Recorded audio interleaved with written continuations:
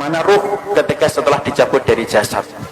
Maka kalau kita membaca dalam satu riwayat dari Bara' bin Azib, kita akan menjumpai ruh itu kalau dicabut dari jasad, maka kita harus paham malaikat itu Pak, kalau akan mendapati orang itu meninggal dunia, maka para malaikat itu akan datang serombongan.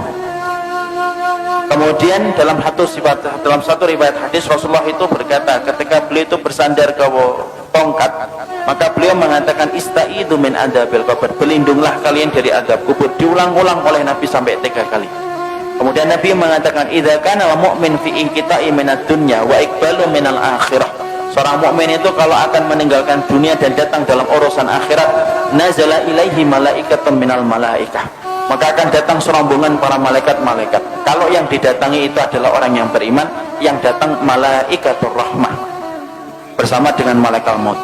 Malaikat yang mencabut nyawa, penamaan yang benar bukan malaikat Israel, tapi penamaan yang benar itu malaikat maut. Dia datang serombongan bersama dengan malaikatur rahmah. Para malaikat kemudian di mana? Fajalasu inda mudil basar. Para malaikat itu duduk sejauh mata orang itu ketika memandang. Makanya orang kan kadang-kadang kalau mau meninggal dunia begini. Itu bukan melihat tatapan kosong, tetapi dia melihat sesuatu yang tidak pernah dia jumpai seumur hidupnya. Mana malaikat itu kalau yang akan dicabut adalah orang yang beriman, malaikat itu akan membawa 2 barang. 1, kafanun min akfanil jannah, kain kafan dari surga. 2, hanutun min khunutil miski, dan yang kedua itu akan membawa minyak wangi yang diambil dari surga. Setelah kemudian duduk sejauh mata memandang, yang akan datang, yang turun 1, malaikat maut di atas kepalanya. Setelah dicabut semuanya sempurna, malaikat maut selesai tugasnya. Kemudian diserahkan kepada malaikatur rahmah. Kalau dia orang yang beriman, dibalut sama kemudian kain kafan yang diambilkan dari surga, diberikan minyak wangi dari surga. Itu loh Pak, masalah pakaian itu saking pentingnya. Ruh itu aja masih dikasih pakaian. Makanya orang kalau sampai ngeremehin aurat itu kebangetan, karena ruh saja ditutupin itu. Kemudian bagaimana dengan kain kafan yang diambil dari surga? Ditutup dengan kain kafan dari surga, lalu kemudian dibawa ke langit yang pertama. Setelah dibawa ke langit yang pertama, Rasulullah mengatakan fastaftahu lahumul bab, mereka meminta supaya dibukakan pintu langit yang pertama. Pintu langit yang pertama terbuka. Kemudian mereka memasuki pintu langit yang pertama, karena sesungguhnya langit itu ada 7 lapis. 1, 2, 3, 4, 5, 6, 7. Satu lapis dengan lapis berikutnya sejarak 500 tahun perjalanan. Lapis yang kedua dengan lapis yang ketiga 500 tahun perjalanan. Atasnya Pak ada pohon bidara Pak, makanya dinamakan Sidratul Muntaha. Sidrah itu bidara, Muntaha itu puncaknya langit. Di atas langit yang ke-7 ada lautan. Dari dasarnya sampai permukaannya 500 tahun perjalanan. Di atas yang tempat yang begitu besar, itulah nanti kemudian yang menjadi salah satu tempat arasy-Nya Allah. Maka naik itu melewati langit yang pertama. Seluruh para malaikat gemuruh Pak, cuma kita tidak mendengar. Kita tidak pernah mendengar itu. Makanya dijadikan, kenapa pendengaran kita terbatas? Kalau dijadikan pendengaran kita sensitif, malah tidak bisa tidur. Karena tiap hari kita akan mendengar omongan para malaikat, dan kita akan mendengar omongan orang ketika mati, dan apa yang disampaikan oleh para malaikat di atas langit. Dijadikan pendengaran kita terbatas karena ada banyak hikmah. Melewati langit yang pertama bergumuruh para malaikat yang kemudian berkata, maniruh hadat tayyib, ini pemilik ruh yang baik, ini miliknya siapa? Hadza fulan bin fulanan, ini disebutkan namanya yang terbaik yang dia pernah miliki ketika di dunia. Seluruh malaikat menyambutnya. Naik ke langit yang kedua, minta dibukakan pintu langit yang kedua, dibukakan. Terus sampai akhirnya menembus langit yang ke-7. Ketika meminta untuk dibukakan pada langit yang ke-7, maka Allah berfirman, sesungguhnya aku menciptakan dia dari tanah, aiduhu ilal ardi, kembalikan dia ke bumi, maka disitulah aku menciptakan, dan disitulah kemudian aku akan membangkitkan kedua kalinya. Akhirnya para malaikat kemudian membawa ruh itu, kemudian ketemu dengan jasadnya yang sedang dibawa oleh para pelayat ke area kuburan. Maka kemudian bertemulah kemudian jasad itu dengan ruh. Ya, jasad ini masih dipakai? Enggak, ini sudah selesai. Jadi yang kita pakai ini jasad sementara saja, ini kendaraan kita di dunia. Nanti ketika kita sudah mati, ketika dikumpulkan di padang mahsyar, dikumpulkan di surga, enggak pakai jasad ini. Jadi jangan khawatir yang tiba-tiba kemudian kok saya hidungnya gini, tenang, sampai mati doang. Nanti kalau sudah mati diganti hidungnya sama Allah. Karena nanti kalau kita sudah mati, nanti kita akan dikumpulkan di surga. Fisik kita itu sudah beda dengan fisik di dunia. Makanya fisik kita nanti kalau masuk surga sebagaimana fisiknya Nabi Adam, tingginya 60 hasta, sekitar 30-40 meter. Maka ketika jasad itu dibawa ke liang kubur, sempat diketemukan dengan roh sebentar, tapi saat itu jasad sudah tidak ada faedahnya. Kemudian ketika sudah ketemu kembali di area kuburnya, dia sempat mendengar suara terompah terakhir pelayat ketika keluar dari kuburan. Setelah itu kemudian datang pertanyaan mungkar dan nakir, menanyakan 3 perkara. Siapa rohnya, siapa nabinya, apa kitabnya, ataupun apa agama yang diutus kepadanya. Setelah dia mampu menjawab itu, maka yang mampu menjawabnya itu siapa? Apakah dirinya? Enggak. Tapi yang menjawabnya itu adalah dibantu sama Allah. Makanya Rasulullah membacakan ayat yusabbitullahu alladhina amanu bil qawli tsabit fil hayatid dunya wa fil akhirah. Allah teguhkan orang yang beriman perkataan mereka di dunia dan perkataan mereka di akhirat.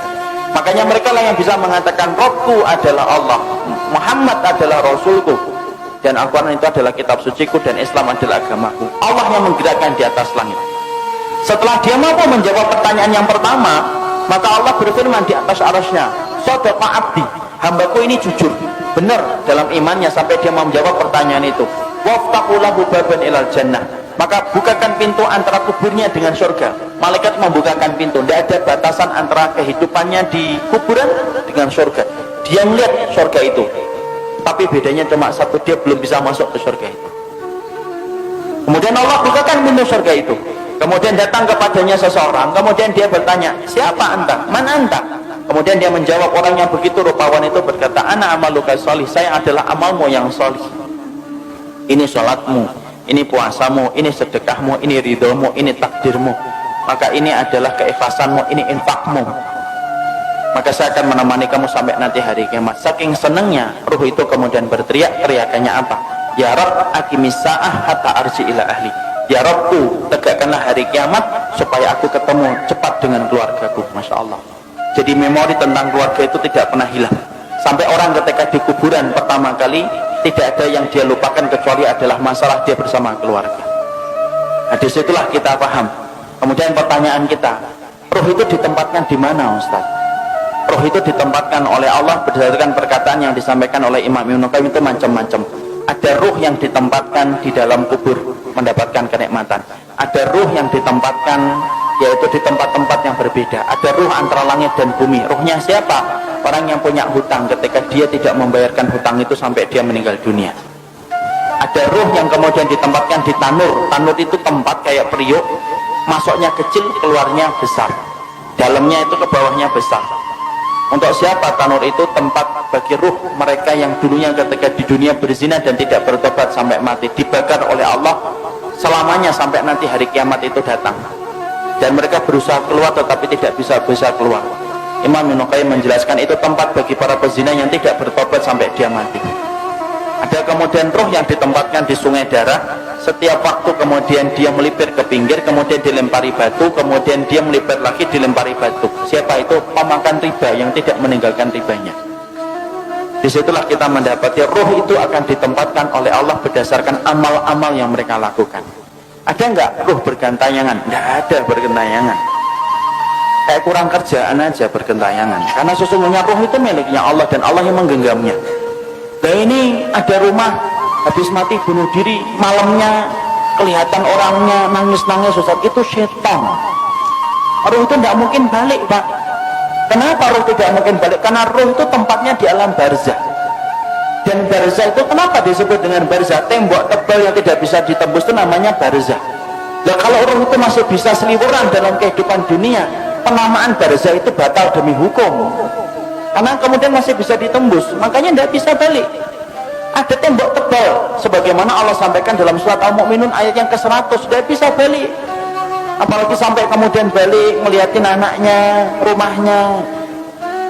Ya kalau rumahnya nggak dijual, kalau rumahnya dijual kan jadinya sedih. Loh, kok sudah ganti orang ya?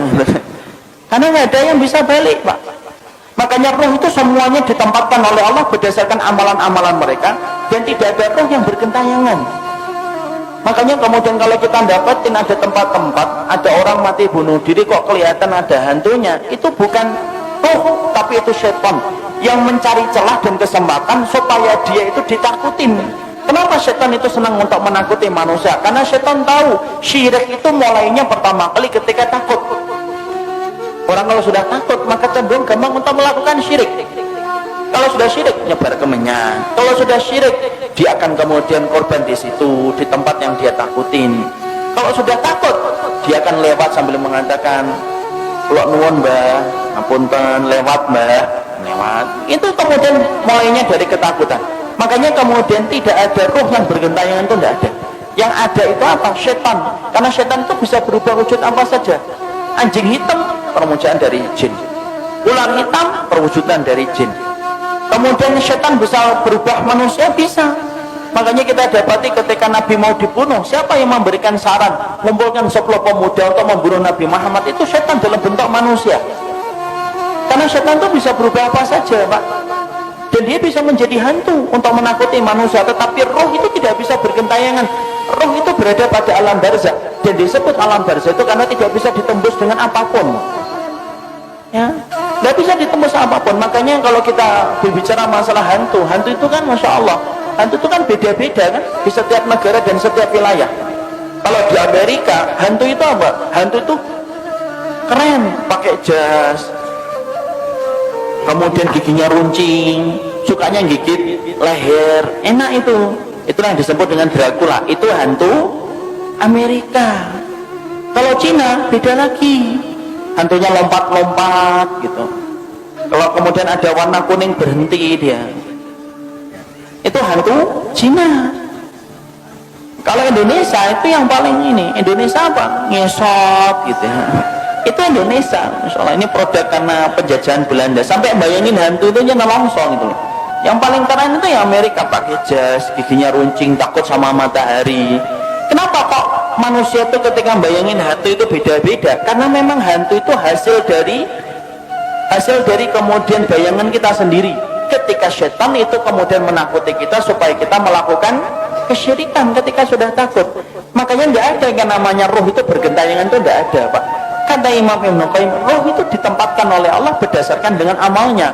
Ada roh yang ditempatkan di dalam tembolok burung hijau. Rohnya siapa? Orang yang mati syahid ditaruh dalam tembolok burung hijau, kemudian rumahnya di bawah arsy. Arsy-nya Allah, mereka tinggal bergantung itu. Kemudian mereka masuk surga di waktu pagi, kemudian pulangnya di waktu sore. Tidurnya di bawah arsy-nya Allah. Ada orang salih ditempatkan di dalam tembolok burung tapi bukan hijau. Dia masuk surga tetapi kemudian dia tidak bisa menikmati sebagaimana para syuhada. Ada roh yang ditempatkan ila rafiqil a'la. Makanya Nabi ditanya, ya Rasulullah, oleh Aisyah, ya Rasulullah, apakah engkau akan meninggalkan kami? Kemudian Nabi menjawab, ila rafiqil a'la, menuju kepada tempat kumpulan teman-temanku yang salih. Itu menunjukkan apa? Roh itu ada tempatnya sendiri. Makanya kalau kita bertanya, apakah roh itu bisa ketemu dengan roh-roh orang lain? Imam Ibnu Katsir menjawab, iya, roh itu bisa bertemu, Pak, selama mereka sama-sama mendapatkan kenikmatan. Tapi bertemunya mereka tidak ada kaitannya dengan kehidupan di dunia. Makanya kemudian Imam Ibnu Katsir itu mengatakan, innal arwah muqassamatun ila qismain. Roh itu terbagi menjadi dua. Ada roh yang mendapatkan kenikmatan, ada roh yang mendapatkan azab. Roh yang mendapatkan kenikmatan, mereka kumpul. Sebagaimana Nabi mengatakan, ila rafiqil a'la. Beliau ingin ketemu dengan rohnya Nabi Musa, rohnya Nabi Ibrahim, rohnya Nabi Nuh, rohnya Nabi Adam. Itu yang dipilih oleh Nabi ketika beliau sebelum meninggalnya dan wafatnya. Beliau mengatakan apa? Ila rafiqil a'la. Makanya Nabi detik-detik ketika sebelum meninggal, beliau melihat ke langit, kemudian beliau mengatakan ila rafiqil a'la, tangan beliau jatuh, kemudian kepala beliau bergeser, akhirnya beliau meninggal dunia. Berarti roh itu kumpul enggak dengan roh yang lainnya? Roh itu kumpul dengan yang lainnya selama mereka sama-sama beriman. Kecuali roh yang mendapatkan adab. Innal arwah mu'adzabah la tataqiyan. Sesungguhnya kalau roh yang mendapatkan adab, mereka tidak ketemu. Tapi roh yang kemudian mendapatkan kenikmatan, mereka saling ketemu. Mereka saling ketemu dan mereka saling bertanya. Makanya Imam Ibnu Katsir sampai berkata, roh itu kalau kemudian ada yang meninggal, kemudian roh ini orang yang beriman ketemu dengan saudara-saudara mereka yang sebelumnya sudah meninggal, mereka saling bertanya, gimana kabar keluargaku, apa yang terjadi, itu anakku sudah punya anak ataukah belum. Dia akan nanya kepada roh yang baru balik ketika sama-sama mendapatkan kenikmatan. Jadi contoh paling kasusnya Pak, ini saya kaji cukup panjang bersama dengan riwayat-riwayat yang saya peroleh dari dalam riwayatnya Imam Qurtubi. Saya ini misalkan dalam rumah saya, ibu saya meninggal 4 tahun yang lalu. Ibu saya meninggal 4 tahun yang lalu. Kemudian ada itu keponakan beliau itu meninggal 2 bulan yang lalu. Ini kalau sama-sama beriman sebagaimana keyakinan dari Ahlus Sunnah, Imam Qurtubi, Imam Ibnu Qayyim, itu ibu saya insya Allah kalau beliau mendapatkan kenikmatan di alam kubur akan ketemu dengan keponakannya, sepupunya.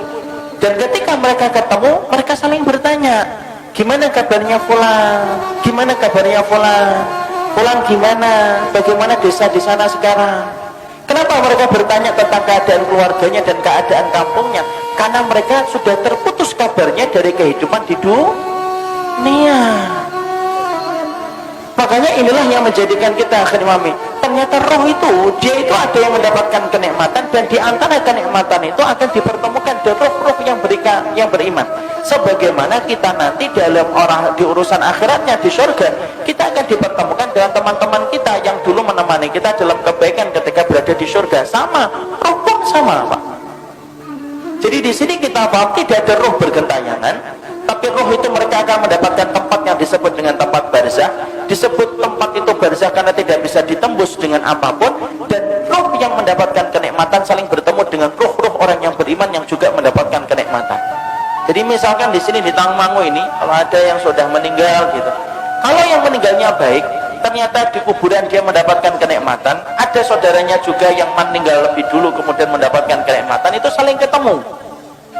Itu saling ketemu deh. Dan itu mudah bagi Allah.